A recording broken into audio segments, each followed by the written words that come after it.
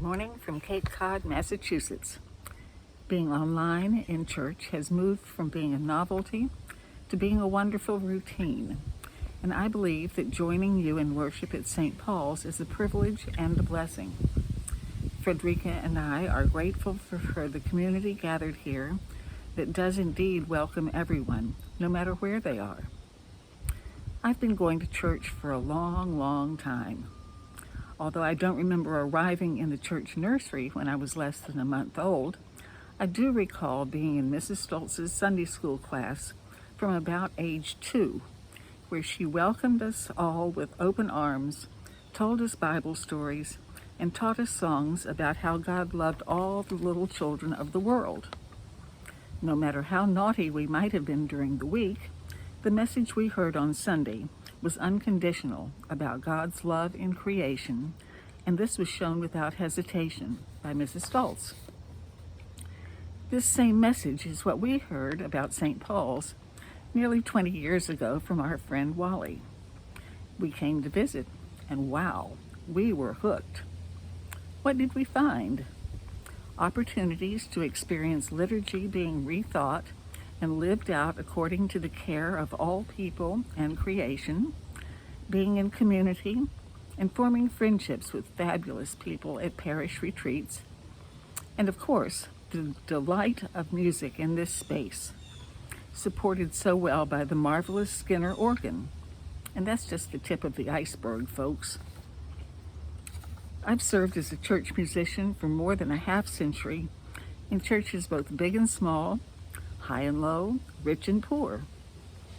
Every single one had an annual stewardship program, and some were really weird. So odd as it may sound, I have totally enjoyed being part of the stewardship committee at St. Paul's, and especially learning from those who are gathering together in small groups to speak about their vision for St. Paul's, in addition to raising funds for the 2024 budget. I believe that everyone who comes to St. Paul's does so from very different angles, whether in person or online. They may be new to town and looking for a church, or perhaps they've never been inside a church.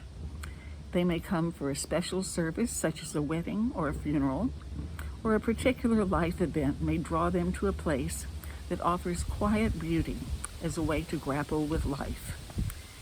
They may be intrigued by the architecture of the building or the history found in the cemetery. Or maybe they were invited by a friend or saw a notice about a special event, such as a silent movie accompanied by organ improvisation. I believe that wherever you are in this journey, you are loved by God and welcomed at St. Paul's.